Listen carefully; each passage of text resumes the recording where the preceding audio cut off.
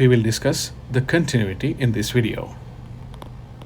When we say the continuity, we are talking about the continuity of a function within a neighborhood of a given x value. Let's say I need to check the continuity of a function f of x within a neighborhood of x equals a.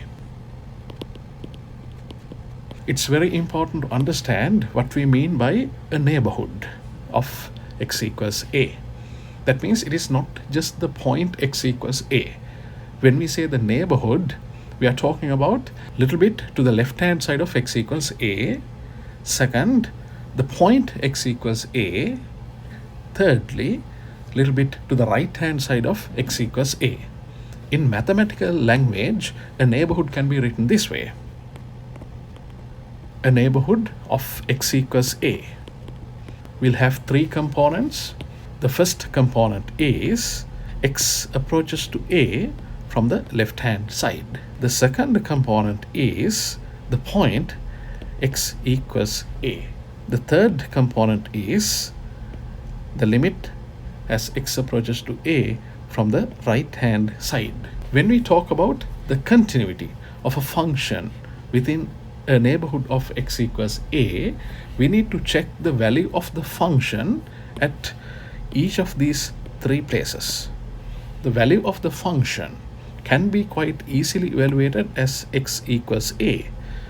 But how about the value of the function as x approaches to a from the left hand side and the value of the function as x approaches to a from the right hand side? For those two things, you have to evaluate the left hand limit and the right hand limit respectively. If you have a function f of x for which those three values, the limit as x approaches to a from the left hand side f of x, value of the function evaluated at x equals a, and the limit of the function as x approaches to a from the right hand side, if those three pieces are equal to one another, then we say that the function f of x is continuous within a neighborhood of x equals a. So let me write down the requirement for the continuity. For a function f of x to be continuous within a neighborhood of x equals a,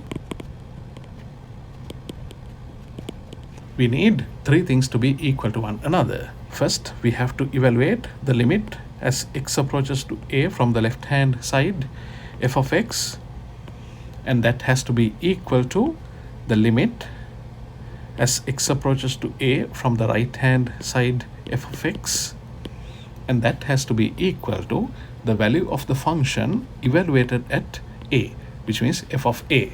If these three pieces are equal to one another, then we conclude that the function f of x is continuous within a neighborhood of x equals a. There's a very small comment that should be added. Some textbooks combine these two things and write it as a single statement, which is limit x approaches to a f of x, and that should be equal to f of a. That is also completely correct, because we know whenever you have the left hand limit being equal to the right hand limit, in such cases we can simply write it down as just limit as x approaches to a f of x. So if the limit as x approaches to a f of x is equal to f of a, then simply the function is continuous. Or if you would like to have a more practical mathematical statement, check if this equation holds true for the function f of x at the given point a, because practically you will have to evaluate the left hand limit, the right hand limit, and the value of the function. Without any of those three pieces, we cannot talk anything about the continuity. We will also look at a quick geometric explanation for this condition. Let's think about a function f of x. I will draw only the x-axis. The y-axis could be technically anywhere. I'm going to be interested in a point a, which may be somewhere here. This is x-axis, and the point right here is the point x equals a. Let me assume that I have a piecewise function which is defined this way.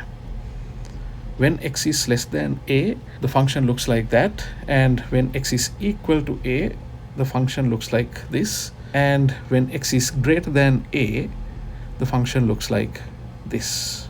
You can very clearly see that this function is not continuous. The left-hand limit of that function is equal to whatever the value on the y-axis at that point. The value of the function at x equals a will be equal to whatever the y value on that point. The right-hand limit of the function as x approaches to a will be equal to whatever the y value that corresponds to this point. Very clearly, not at least two of them out of the three pieces are equal to one another. Therefore, very clearly, this configuration confirms that the function is not continuous. Also note that for this configuration, since the left-hand limit is not equal to the right-hand limit, we say that the limit does not exist. I will write it that way. Limit x approaches to a from the left-hand side f of x is not equal to limit x approaches to a from the right-hand side, and any of those is not going to be equal to the value of f of a. We can also write down one more line indicating, because these two limits are not equal to one another, the limit as x approaches to a f of x does not exist. Now we will think about another case. Once again, for this second case also, I'm going to just draw the x-axis. Let me assume that x equals a is a point somewhere here. Let me draw the graph of the function. Let's assume that this function is labeled as g of x, because I have already used f of x in our previous explanation. So let's say that g of x has a hole at x equals a, and to the left hand side, let's say the function looks like this, and to the right hand side, let's say the function looks like this. Now let's also assume that as x equals a, the value of the function is somewhere here. Is this function continuous? Very clearly, this function is also not continuous. However, if you evaluate the limit as x approaches to a from the left hand side, that will be the y value that corresponds to this point. Similarly, if you evaluate the value of the function as x approaches to a from the right hand side, that will also be the y value that corresponds to this point. This simply means that the limit as x approaches to a from the left hand side, let's say the function is g of x this time, is equal to the limit as x approaches to a from the right hand side, g of x. This, in other words, also means that the limit x approaches to a, g of x exists. However, this function is not continuous. It is not continuous because as x equals a, the value of the function is whatever the y value right here. And quite clearly, that y value is not equal to the limit. Therefore, we say it is not continuous because the limit as x approaches to a g of x is not equal to g of a. So just because the two limits, left hand limit and the right hand limit, are equal to one another, don't be too quick to conclude that the function is continuous. It does not tell us whether that limit is also equal to the value of the function evaluated at that given point. Therefore, always go for all three pieces. Look at the left hand limit of the function at the given point, look at the right hand limit of the function at the given point, and also look at the value of the function at the given point. If these three pieces are equal to one another, then only we can conclude that our function is continuous within a neighborhood of that given point. Here's an example for you. Check the continuity within a neighborhood of x equals 3 of f of x as defined below. This is my f of x. Let's say f of x is equal to x squared minus 2x plus 1 when x is less than 3. F of x is equal to 2x minus 1 when x is equal to 3. X squared minus 5 when x is greater than 3. Now I need to check the continuity of this function within a neighborhood of x equals 3. That means I can begin answering this problem by evaluating the limit as x approaches to 3 from the left hand side f of x. This is equal to limit x approaches to 3 from the left hand side. Which of the three pieces of this piecewise function should be selected when x approaches to 3 from the left hand side?